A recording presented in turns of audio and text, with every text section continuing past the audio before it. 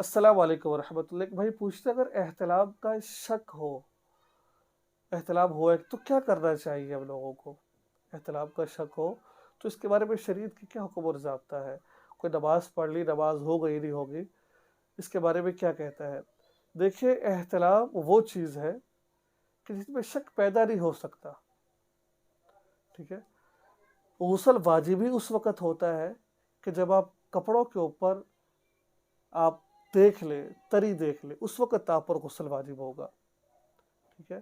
رات کو آپ نے خواب دیکھا ہے، خواب میں آپ نے سب کچھ کیا ہے لیکن کپڑے ٹھیک ہے، کچھ نہیں ہوا، تو غسل واجب نہیں ہوگا۔ اگر خواب میں کچھ بھی نہیں دیکھا آپ نے، کپڑے خراب ہو چکے ہیں، کپڑے گیلے ہیں، خواب یاد نہیں ہے، تو غسل کرنا پڑے گا آپ کو۔ تو اس لیے پیارے بھائی میرے، پیاری بہن، یہ احتلام مردوں کو بھی ہوتا ہے، عورتوں کو بھی، لیکن عورتوں کو تھوڑا سا کم ہوتا ہے، مردوں کو تھوڑا سا زیادہ ہو جاتا ہے۔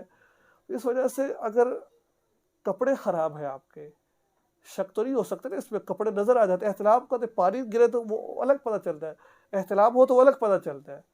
جو احتلام والے کپڑے ہوتے ہیں وہ اس میں جیسے اکڑ آ جاتی ہے، جیسے کہ ہم مایا لگاتے ہیں نا کپڑوں کو، مایا والے کپڑوں کو اکڑ آ جاتی ہے، اس طرح کے نشان بن جاتا ہے۔ تو یہ صورتحال ہے۔ تو تو اس وجہ سے تو اس میں شک کی بات نہیں ہے۔ اگر شک ہے، کپڑے خراب نہیں ہے تو پھر آپ نماز پڑھیں، نماز ہو جائے گی۔ اگر شک نہیں ہے، ایسے کپڑے خراب ہیں، تو پھر آپ کی نماز ادا نہیں ہوگی۔ ٹھیک ہے؟ تو یہ تھا آج کا مسئلہ۔ دعا میں یاد رکھیں، چینل کو سبسکرائب کریں۔ السلام علیکم۔